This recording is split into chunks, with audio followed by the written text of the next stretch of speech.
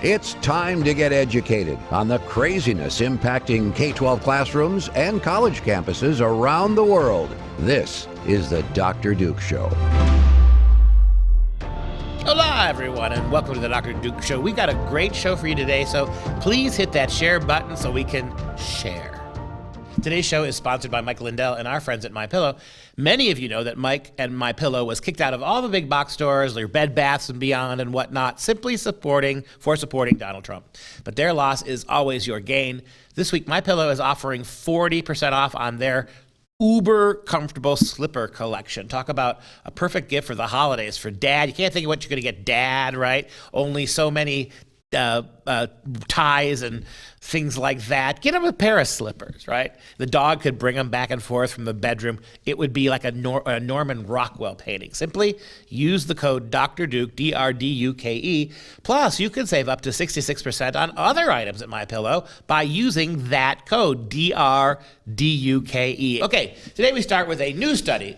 To the surprise of nobody, finds that despite record spending on K-12 education, math and reading scores among teenagers have now seen the most significant decline in 50 years.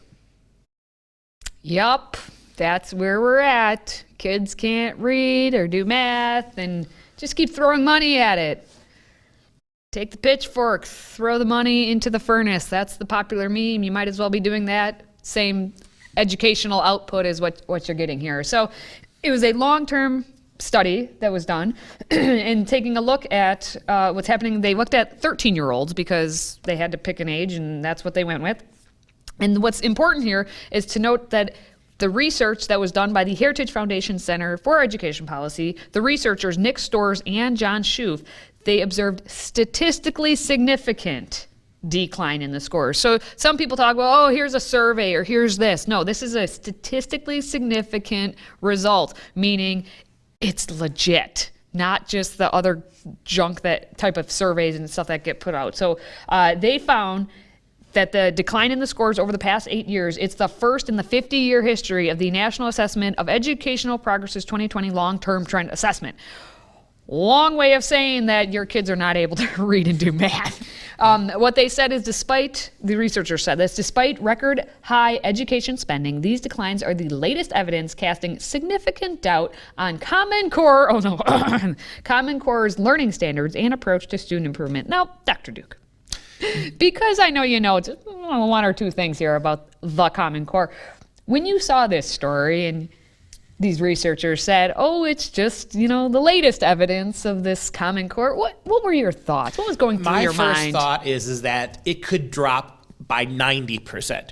Our kids could be literally unable to spell, to add more than 5 fingers worth of numbers. Our kids could be stunted to the level of children who never attended school, and nothing was going to change. That was my first thought. It doesn't matter how bad it gets, because the worse your kids' grades get, the more your kids perform at the same level. We've said this many times in the Dr. Duke program.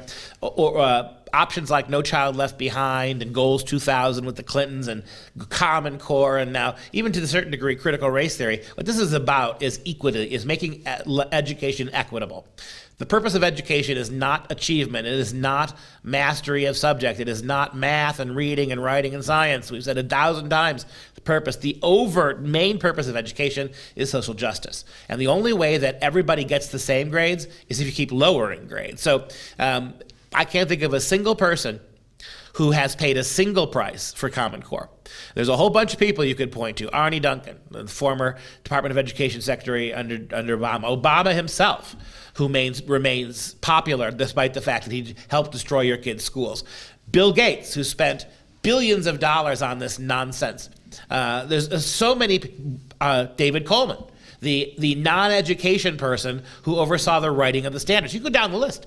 Every one of those people are making billions of dollars today or millions of dollars today. They're as popular as they have ever been. They like Coleman, they find themselves into cushy education jobs with no educational background. This system has been utterly, totally, and thoroughly corrupted. And so when you see this, what makes me mad, it's great. We're right. We were right. We were right about everything we said. And not one progressive educrat is going to pay for this at all. And number two, they will not rest until it gets so low, your kid's educational achievement, that every single kid, even the brain dead awaiting brain transplants in hospitals, they can EKG themselves that kind of learning. That's how far it's going to go. And our 13-year-olds, as they found, they dropped by 3 points in reading scores and by 5 points in their math scores. And you may be saying, okay, that's not so bad, right? Except it is, and I'll get to that in a moment. But what you have to consider here is they found that if you're a high-performing, mom and dad, we all know that our little ones are special, and they're all brilliant, and they're lovely. And you may be sitting at home saying, well, my kid can read and my kid can do math. Well, it's the already high achievers saw no decline in their math scores. It's the struggling students. And aren't all the left-wing, far-out progressives saying it's all about equity and everyone needs, we're leaving behind all our children. We can't leave them behind. No child left behind. Remember that phrase? You used to have that when Bush was around? And then it became Common Core. So it's about those kids. And those are the kids, even though they're saying they're trying to do this for them, they're the ones getting even further left behind. And we found that the 13-year-old students scoring in the 10th percentile actually dropped more than the equivalent of a full grade year in math capabilities below what they were. So if they're already down there, they're dropping another full grade below where they should be. And then black students and students in the 25th percentile were close behind that. So again, when we talk about, or I guess when the far left talks about how it's all about equity and it's all about our, closing the achievement gap and making sure that everyone has a good shake in this, throwing the money at it like they are and doing this, they're actually being even more detrimental to what their cause is. Doubling down is the way to look at this. They don't really, and they have no conscience about this. They're not the least bothered by this. They don't see this as a problem. To them, their system is working. It is moving the way that it is supposed to move. We have a quote here from called the Common Core Debacle. This is a study titled The Common Core Debacle and authored by education policy researcher Theodore Rebarber. We had Ted here 8 years ago to testify against Common Core. We brought him to Wisconsin. Here's what he asserts: how the shocking trends in American student performance in critical math and reading skills since the creation of the U.S. Department of Education 40 years ago should now call for a reevaluation of federal involvement in education. The only way you're going to fix this is to get the feds out of it. This, as the feds are completely consolidating every aspect of American education, even private school education, under the aegis of the Fed. We warned you about this. Fed Ed was going to be the real purpose of Common Core. Now you've got Fed Ed. And like every other thing the federal government has taken over, it's more expensive and less effective. And that's not going to change. Who's going to change it? That's a very good question. Well, it's not going to be Dr. Peggy Carr, the Associate Commissioner for the National Center for Education Statistics. She's just doing the statistics here. Now, what she found was that 2 years ago, she said that there was no progress being made in reading, which was almost 30 years ago. So nothing's changed in the past couple years. Over the past decade, there's been no progress, as she says, in math or reading. And again, the lowest performing students, which are the ones who struggle to read, have made no progress. Well, that's joyous. That's good to know about mom and dad. So what is it that you're doing right now to help your own child read and do math? Because we know they're not being helped at all in the schools. And keep in mind, according to the progressive left, if you are helping your kid learn outside of a failed public school, you are engaging in a form of white supremacy. Just let that sink in when you write your next real estate property tax, or you vote for the next referendum so they can build shinier new lunchrooms and better football facilities for their middle school teams. Unreal. Are you a fan of the show? Consider joining the Patriot Club. Your tax-deductible donation of $99 a year keeps us going. Simply visit patriotclub.us. That's patriotclub.us to pledge your support and receive our signature tumbler as a token of our appreciation. We've got much more to come. Stay with us.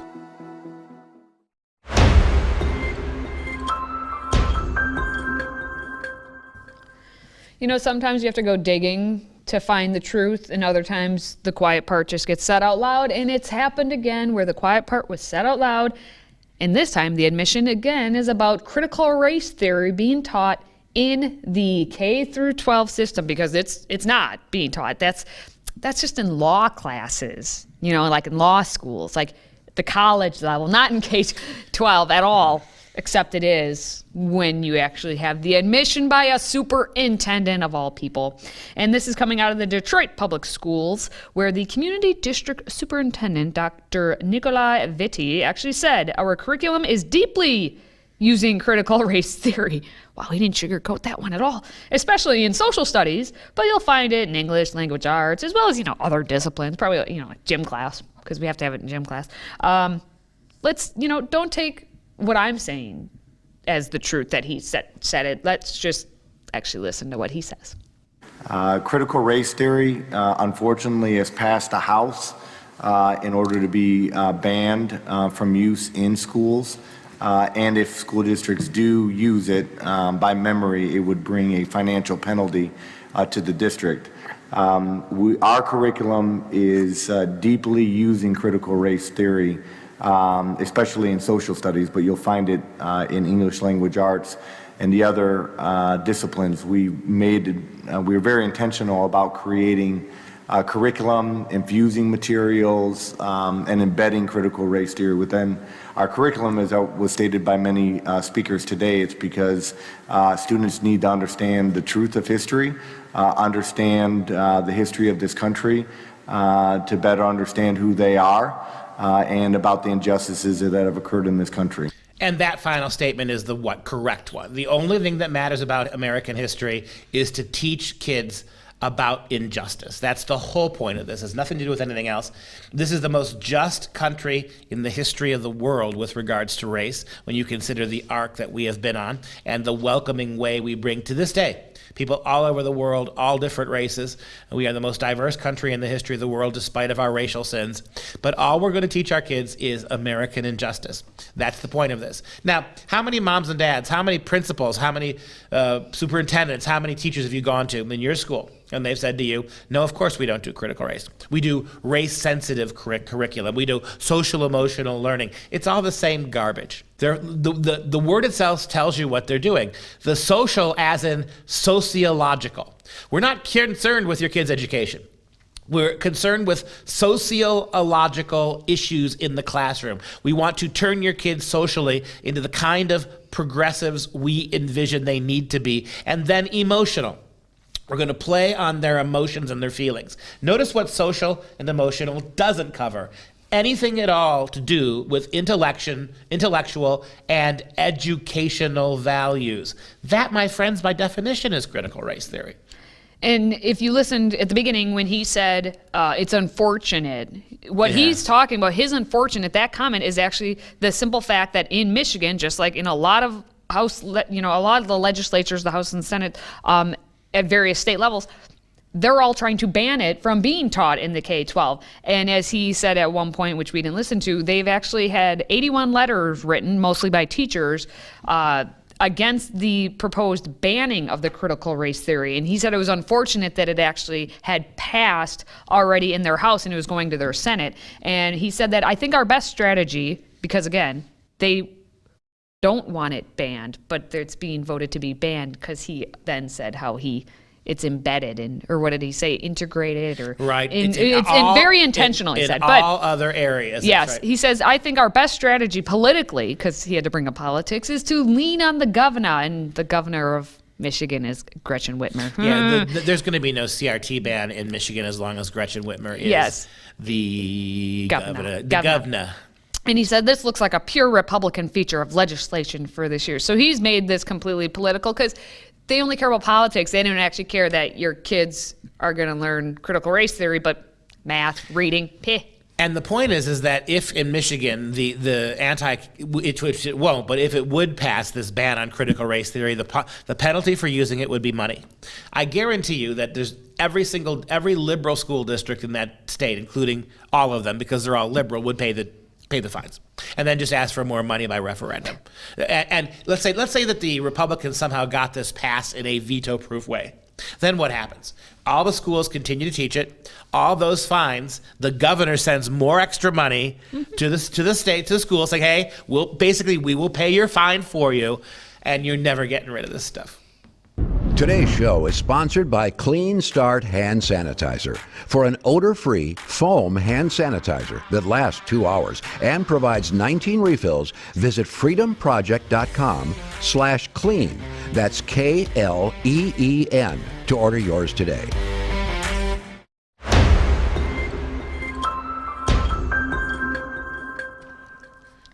We know that new and ridiculous trigger warnings are being tested at the university level all the time. Well, now we're going to have a bot, an actual bot. This was being floated about over there in the UK area, where there's an actual trigger warning detector called Themis.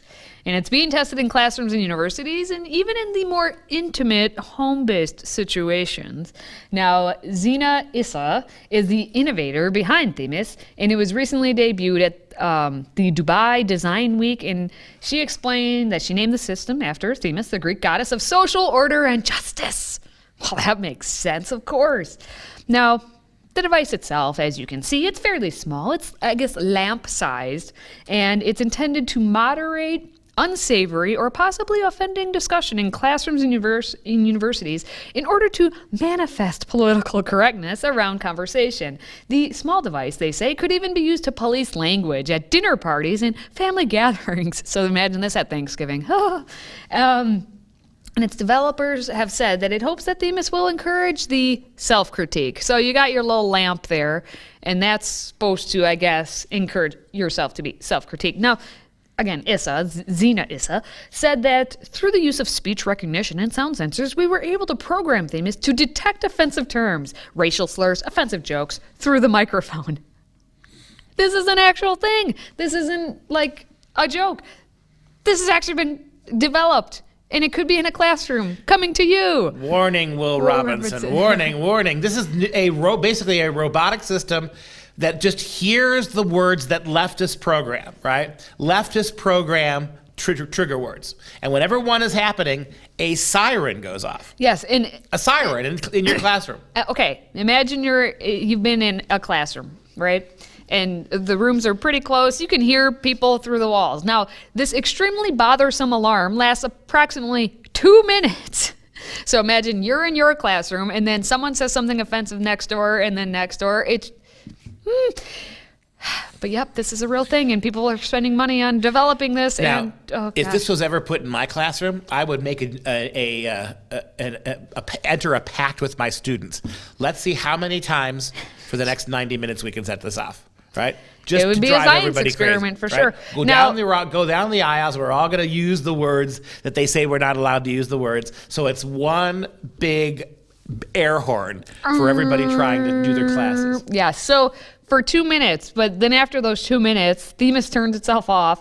And they say they're sales pitching this as allowing an open, understanding discussion among people on the possible trigger matter and the potential reasons behind Themis's activation. And in your instance, it would be like, all right, 10 seconds till the next one goes off. Right. Now, Issa had said that Themis was designed to be placed in intimate social settings, such as the dinner parties or family gatherings, but or because, based on our research, people are less likely to speak up when they get offended, unlike settings where people could be held accountable.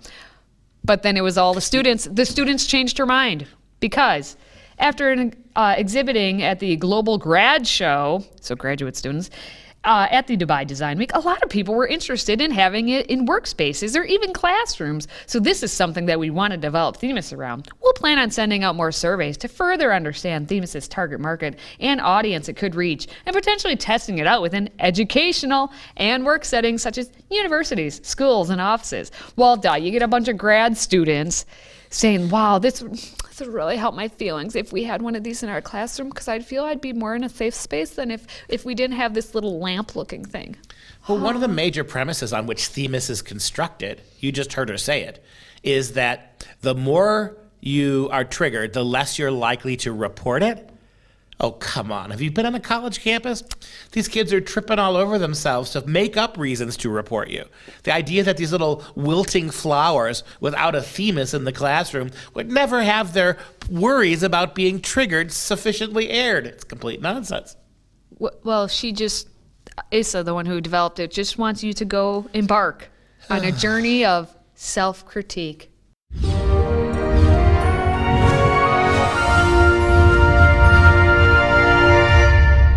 Time now for some real education. Abraham serving the three angels. Now, again, just a reminder for those of you who don't turn in every day, shame on you. We've been looking at, in honor of Hanukkah week, we've been looking at the great painter Rembrandt and his Old Testament paintings. As we've said many times, Rembrandt lived in the Jewish quarter of Amsterdam, had Jewish friends and neighbors, including a number of rabbis that he spoke with on a frequent basis, and he was very sensitive to themes of the Old Testament. Rembrandt, of course, was born in 1606, died in 1669. He was the Dutch Golden Age painter, printmaker, and draftsman, an innovative and prolific master in 3 different kinds of media. He is considered one of the greatest visual artists in human history and the most important in Dutch art history. Rembrandt created over 300 works of art inspired by stories from the Bible. Most of these works are drawings and etchings, but in addition, there are some 60 paintings extant on biblical themes, many of them choosing Old Testament topics. And now we take a look at the picture, and it's one of a beautiful, really beautiful picture from that mid-period of Rembrandt's career. You can see the angel, one of the angels there that at the very center of the image. He provides the light for the whole scene. And that's beautiful, right? Notice how everything else is dark. Everything else seems to recede into the background. Beautiful dark sky on the left-hand part of the picture. It's almost as if all the light in the period in the painting is that angel. And that angel is there to talk to Abraham about his pending child. These old people, Abraham and Sarah, are well beyond birthing age, and they're conversing about this beautiful miracle that's going to be propagated on them. And one of the really interesting things about this painting, just the other day, yesterday as a matter of fact, we looked at the sacrifice of Isaac. And this is the moment that Abraham finds out. Abraham is going to have to wait so long for the birth of that child that, as we said yesterday, he makes a mistake. Sarah, who you see in the door, sent her husband Abraham into the maid, where Abraham has sex with her, gives birth to Ishmael, the illegitimate child, which in my interpretation gave rise to the sacrifice of Isaac, the painting we looked at yesterday. Here is the joyous moment, on the other hand, when Abraham, almost incredulous, look at the way he sits there. It's like he's feeding, he's hosting the angels, but it's almost like he's got this incredulous look on his face, while Sarah, peeking her head around the door, almost can't believe what she's heard too. What? We're going to have a child at our age, and it is the great miracle of the birth, ultimately, of Isaac. All right, before we go, let's show some love to our Patriot Club members, and today the shout-out is going to Gerhard from Phillipston, Massachusetts. Thank you so much for supporting us. And that wraps up this show for Freedom Project. I'm Katie, and he's Dr. Duke. Until next time, stay wrapped for Christmas, my friends.